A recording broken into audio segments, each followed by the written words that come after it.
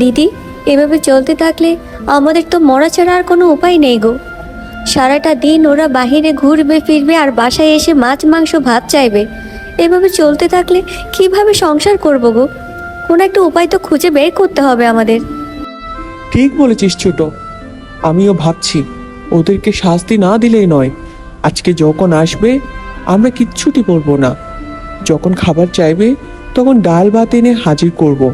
তখন যদি কিছু বলে তখন এতগুলো কথা শোনাবো। পরে তুই আর আমি এই বাড়ি ছেড়ে চলে যাব। পরেরটা তোকে পরেই বলছি কি করতে হবে। ওই যে চলে এলো বলে, চুপ চুপ কিছু বলিস না এখন।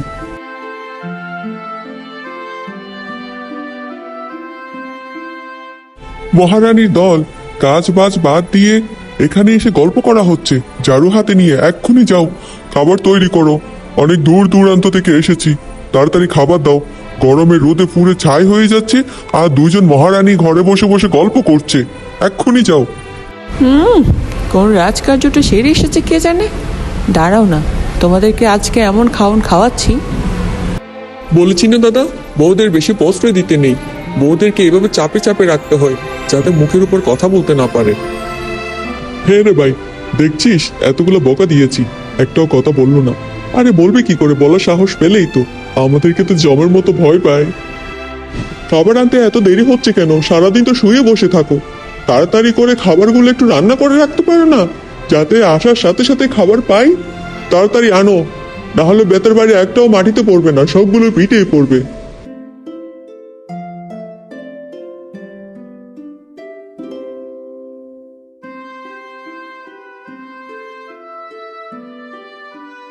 কি রান্না করলে এটা?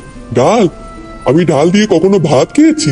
তুমি যে আমাকে আজকে ডাল দিয়ে ভাত দিচ্ছ, আজকে তো তোমাকে আমি মেরেই ফেলবো। তুমি কেন আমাকে ডাল দিয়ে ভাত দিলে? তাহলে তোমাকে ভাত কে দিয়ে দিব শুনি? তুমি কাজ করো, বাজার করে আনো। কোন সময় বাজার করেছো মনে আছে? টাকা পয়সা দাও ঘরে।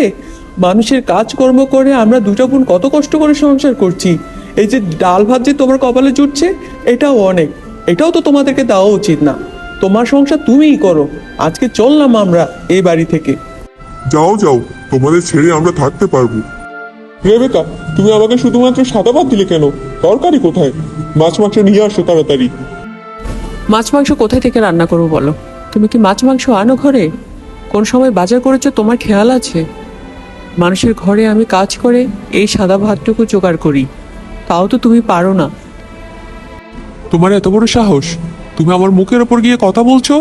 তুমি কাজ করে আনবে নাকি চুরি করে আনবে সেটা তো আমার জানা দরকার নেই। আমার এই মুহূর্তে মাছ মাংস চাই, মানে চাই। তুমি মাছ খাবে নাও মাংস খাবে, নিজে বাজার থেকে এনে রান্না করে তারপরে খাও। আমি আর তোমার সংসার করব না, অনেক সহ্য করেছি।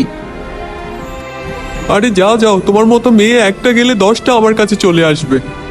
রেবেকা ও সেবিকা তাদের স্বামীর ঘর ছেড়ে চলে যায়।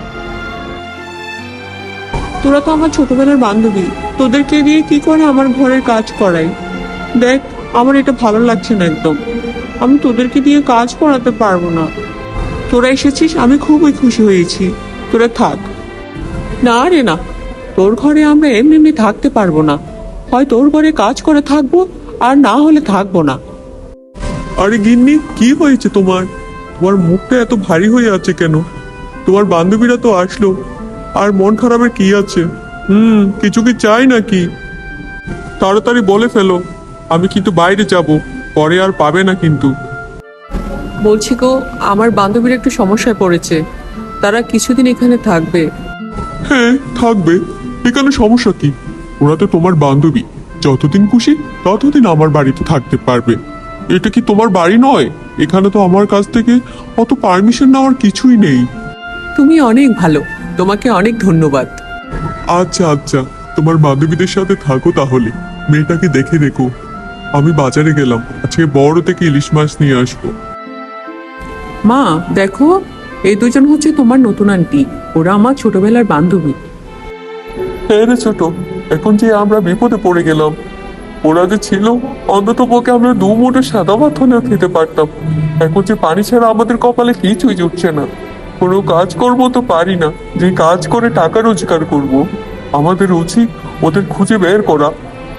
ওদের সাথে আমরা অনেক অন্যায় করেছি, ওদেরকে খুঁজে ওদের কাছ থেকে ক্ষমা চাইতে হবে। চল আমরা ওদেরকে খুঁজে আনি।